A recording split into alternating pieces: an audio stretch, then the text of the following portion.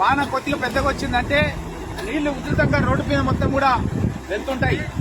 ఎవరైనా కలెక్టర్ కార్యాలయానికి వెళ్లి ఏదైనా పని చేసుకోవాలంటే వెళ్ళలేని పరిస్థితి. జిల్లా హెడ్ క్వార్టర్కి పోయి హాస్పిటల్లో వైద్యం చేసుకోవాలంటే కూడా వెళ్ళలేని పరిస్థితి. పిల్లల్ని ఎవరైనా కళాశాలకు పంపించాలన్నా పాఠశాల పంపించాలంటే కూడా బస్సులు కూడా వెళ్ళలేని పరిస్థితి. చాలా ఇబ్బందికరంగా ఉంది.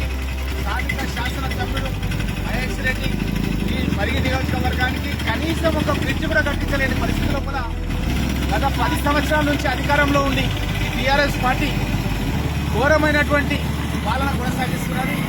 ప్రజలకు అవసరమైనటువంటి ఈ యొక్క బ్రిడ్జ్, నస్కల్ వాగు బ్రిడ్జ్ అనేది చాలా ముఖ్యం.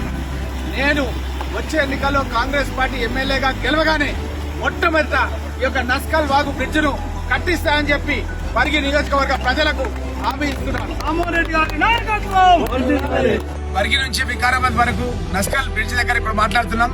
ఇదే బ్రిడ్జ్ దగ్గర వచ్చి నేను గతంలో హామీ ఇవ్వడం జరిగింది. కాంగ్రెస్ పార్టీ అధికారంలోకి వస్తే ఈ బ్రిడ్జ్ నిర్మాణం 120 కోట్ల రూపాయలతో పూర్తి చేస్తానని హామీ ఇవ్వడం జరిగింది.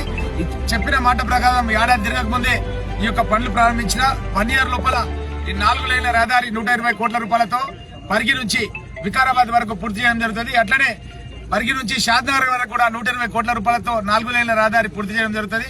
ఇంకోటి మన గడ్సింగాపూర్ నుంచి రంగారెడ్డి బారి వరకు 100 కోట్ల రూపాయలతో 340 కోట్లతో ఈ రోజు అన్ని కూడా శంకుస్థాపన కార్యక్రమాలు స్టార్ట్ చేస్తున్నందుకు చాలా సంతోషంగా ఉంది.